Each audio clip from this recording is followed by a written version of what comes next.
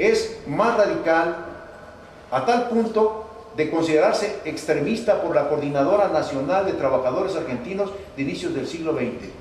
En Argentina llegaron muchísimos obreros, por persecuciones religiosas y creencias a finales del siglo XIX, a tal grado que en 1912 habían migrado trabajadores obreros de Europa casi 12 millones. Y la mentalidad que estos eran anarquistas, increíble, ¿no?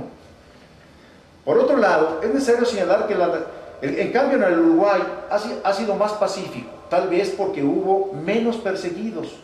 En México han tenido significación en el gobierno, no solo por la participación del magonismo en la lucha revolucionaria contra Porfirio Díaz, sino también por la Casa del Obrero Mundial, la cual brinda a Venustiano Carranza y los batallones rojos en la lucha contra Francisco Villa y Emiliano Zapata. Además, porque los presidentes de la Coordinadora General de Trabajadores, la CGT, polemizaron con el propio presidente Álvaro Obregón. Por el contrario, en Brasil, los movimientos ácratas estuvieron siempre al margen de cualquier instancia estatal. Más aún, la República Militar Oligárquica Brasileña nunca los tomó en cuenta, salvo en los casos de persecución, destierro o asesinato de sus militantes. En 1918 y 1922 se da un fenómeno típico de algunos países latinoamericanos, como es el anarco-bolcheviquismo. Increíble, anarco-bolcheviquismo. ¿Qué es eso, no? Bueno, aquí se dan. En Argentina, Uruguay, Brasil y México, sobre todo, al producirse en Rusia la revolución bolchevique en 1918, muchos anarquistas se declararon partidarios de Lenin y anunciaron su incondicional apoyo al gobierno soviético. Pero no por eso dejaron de considerarse anarquistas. Empero, esta corriente desapareció con la muerte de Lenin y aquellos decidieron adherirse a Stalin, pero ya no se atrevían a llamarse anarquistas. Muchos, además, recibían prebendas del Partido Comunista. Casi todos los partidos que se llamaban marxistas o comunistas recibían dinero de la Unión Soviética para hacer su propaganda. En todos los países de América Latina y el Caribe, el anarquismo produjo, además de una vasta propaganda periodística y de copiosa bibliografía,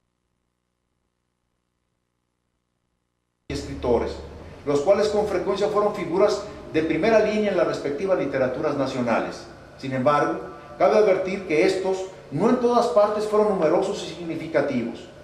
En Uruguay y Argentina puede decirse que la mayoría de los escritores que publicaron entre 1890 y 1920 fueron de origen anarquista.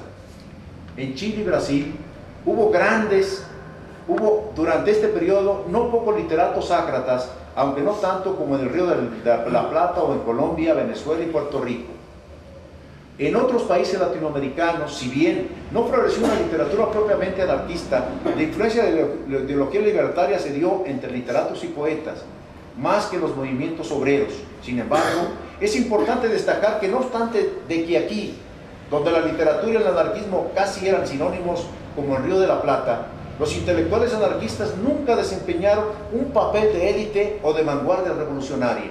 Más aún, no tuvieron que ver con la universidad y la cultura oficial. En esto el anarquismo en la región latinoamericana se diferencia del socialismo y del marxismo. Ya avanzada la segunda mitad del siglo XIX, se hacen presentes diversas tendencias ideológicas y políticas.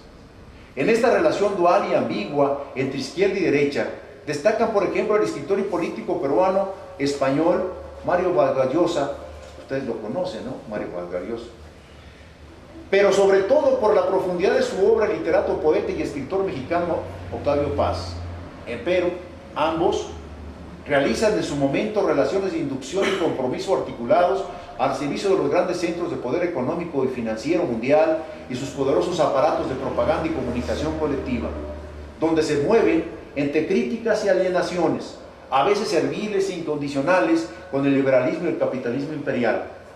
Puede decirse que se convirtieron en los mejores voceros de las posiciones conservadoras y neoconservadoras a través de las formas escritas de los mass media, a través de los cuales intencionalmente favorecen la caída de las tradiciones anarcosocialistas, socialistas, marxistas, neotomistas, es decir, las tradiciones latinoamericanas en general.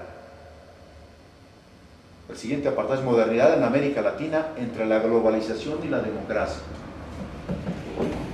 Desde este horizonte puede observarse que tanto Octavio Paz como Mario Vargas Llosa se convirtieron, como en su momento lo fue José Vasconcelos, en los más grandes defensores de la derecha, precisamente cuando nuestras naciones eran asoladas por el experimento del neoliberalismo y la implantación de la nueva globalización agresiva, racista y excluyente. Su popularidad fue cubierta con un halo de excelencia, aquella que la derecha siempre ha reservado históricamente hasta la actualidad a los renegados, es decir, a los antiguos izquierdistas, a los ácratas, a los liberales, a los demócratas que, arrepentidos de sus pecados de juventud, buscan por todos los medios a su alcance en los de madurez para multiplicar y corregir los errores ideológicos del pasado. Para ello, como líderes intelectuales y culturales, buscan los medios de persuasión para encaminar a los jóvenes, y puede decirse que al mundo en general, en la dirección correcta, desde la perspectiva del interés económico del capitalismo, para convertirlo en mediaciones, es decir, en mera inmediatez.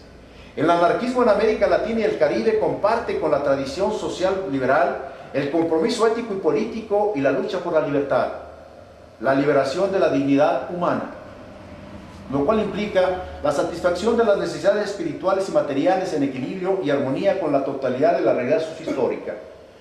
Esto le confiere al anarquismo un rango ético y político que puede servirle al ser humano para alcanzar su felicidad y al desarrollo de sus potencialidades y capacidades humanas.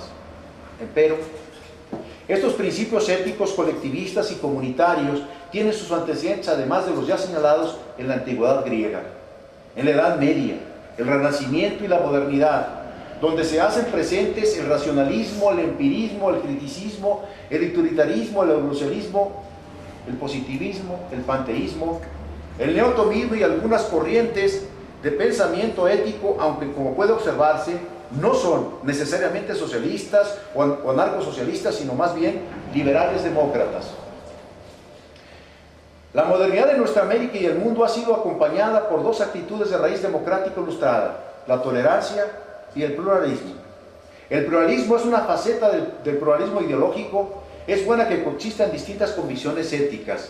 De esta manera, en la racionalidad moderna, las actitudes uniformizadoras, excluyentes y dictatoriales, fascistas y totalitarias no caben en la modernidad múltiple de nuestra América.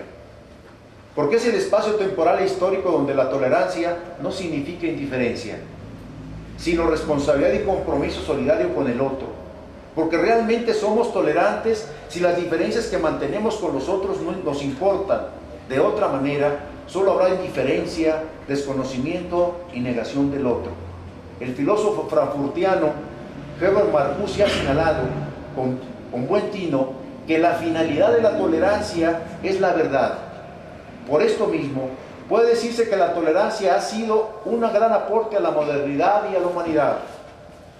Así pues, como puede observarse ya desde antes del siglo XIX, se introdujeron en la región las ideas de la democracia, el liberalismo, el marxismo, el anarquismo, el comunitarismo, las cuales propiciaron nuevas alternativas teóricas e ideológicas, las que no siempre pudieron llevarse a la práctica en la mayoría de los países latinoamericanos porque las condiciones históricas y sociales no eran apropiadas.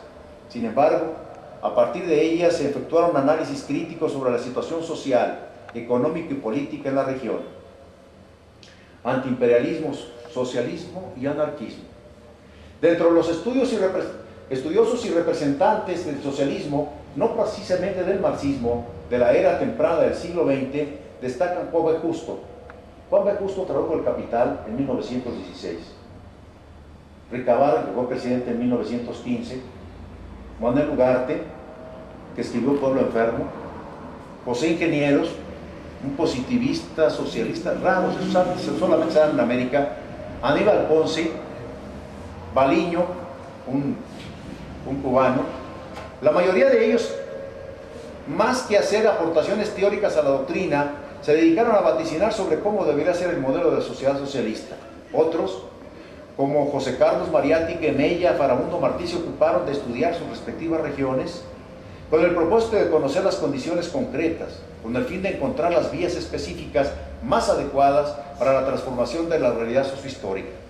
Todos ellos se oponen al expansionismo de los países europeos y al imperialismo norteamericano, que ya desde Martí y desde antes de él se venían planteando. Encarnan este antiimperialismo el argentino Manuel Ugarte, el costarricense Vicente Sáenz, quien publica en su país durante 4 décadas el repertorio americano. Espléndida tribuna antiimperialista,